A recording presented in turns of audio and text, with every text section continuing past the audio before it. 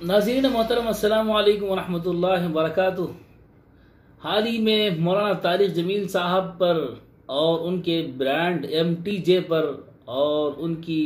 इस तिजारत पर और बिज़नेस पर बेतहाशा बातें और बहुत सारी मनफी आरा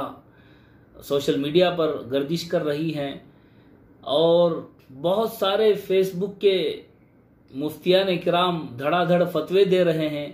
अजीब बात है कि मुसलमानों और मोमिनों को जो है रमज़ानुल मुबारक की इस अजीम बरकत और इस रहमत की और इस एहतराम वाले महीने की कदर बहुत ही कम होती चली गई है। मेरी आप सबसे और बहुत ही ज़्यादा मुअद्दबाना दरख्वास्त सोशल मीडिया के उन लोगों से है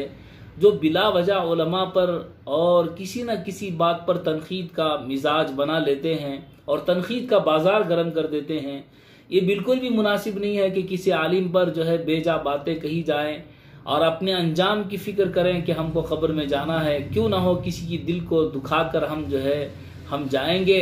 तो उसका हमको जो है बदला न मिले। ऐसा नहीं होगा, ज़रूर इसका बदला मिलेगा। और हम सबको इस बात की फ़िक्र भी करनी चाहिए कि किसी आदमी का जब तक के वजाहती बयान ना आए उस पर किसी तरह का इल्ज़ाम लगाना, उस पर तोहमत लगाना, बहतान लगाना बहुत ही बुरी बात है। जबकि MTJ ब्रांड की तरफ से